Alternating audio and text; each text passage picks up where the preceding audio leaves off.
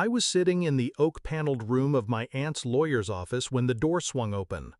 My parents, two ghosts from a past I had buried, walked in, smiling like wolves. "Sweetheart," my mother purred, as if the last 10 years had never happened. My father put a heavy hand on my shoulder. "We're your guardians. We'll help you manage everything." I didn't flinch. I let them bask in their performance. Because they thought they had walked into a game they already won. They had no idea I had rewritten the rules. 10 years ago, I was 15 when they left me at a train station with a torn suitcase and $40. They said they needed a fresh start. I wasn't included in that vision. My Aunt Evelyn found me sitting on a bench, rain dripping down my face. She took me in, fed me, clothed me, gave me a home. She wasn't just my savior, she became my family. Meanwhile, my parents lived comfortably off lies, debts, and favors. I never heard from them again, not until Evelyn died last month and her will surfaced. Suddenly, they remembered they had a child. The signs of betrayal were obvious the moment they reappeared. They didn't come to mourn Evelyn, they came for her wealth. I saw it in the way my father's eyes lingered on the word estate, how my mother leaned forward at $3 million. I didn't let them see the disgust boiling under my calm expression. Instead, I started planning. They thought I was still the abandoned child they discarded. They didn't realize Evelyn had taught me patience, foresight, and the art of silence. So I played my role, the dutiful, slightly overwhelmed heir. I let them believe I was naive. I let them whisper about guardianship and control. What they didn't know was that Evelyn anticipated their greed. She had prepared for it, and so had I. The day of the will reading, the lawyer cleared his throat. Per the last testament of Evelyn Harrow, her estate, valued at $3 million and the residence on Hawthorne Hill, will be inherited in full by her sole beneficiary, her niece. I kept my face unreadable while my parents exchanged triumphant glances. My mother's hand squeezed mine under the table, like we were suddenly a team again. That was the first act of their downfall. Then the lawyer continued. Additionally, Mrs. Harrow left a stipulation to address any potential claims of guardianship or financial interference.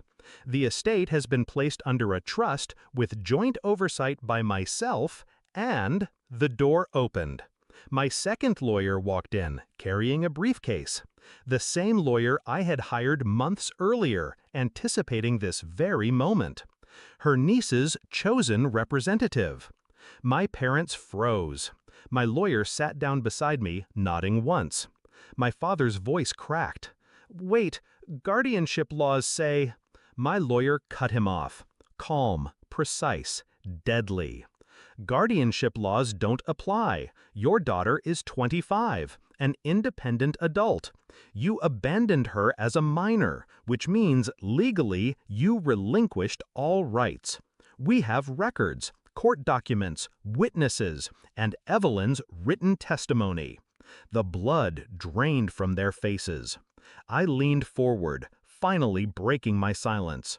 "You left me, remember? At that train station, 10 years ago. You don't get to play parents now." My mother tried to recover, her voice brittle.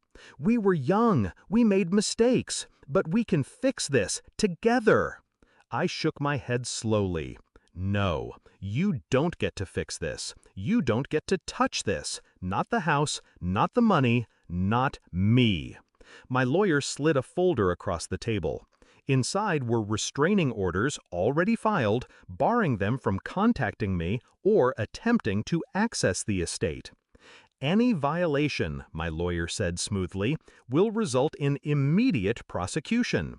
And considering your outstanding debts and fraud history, prison isn't a far reality." Their hands trembled as they skimmed the papers. That was the second act of their downfall. The third act was mine.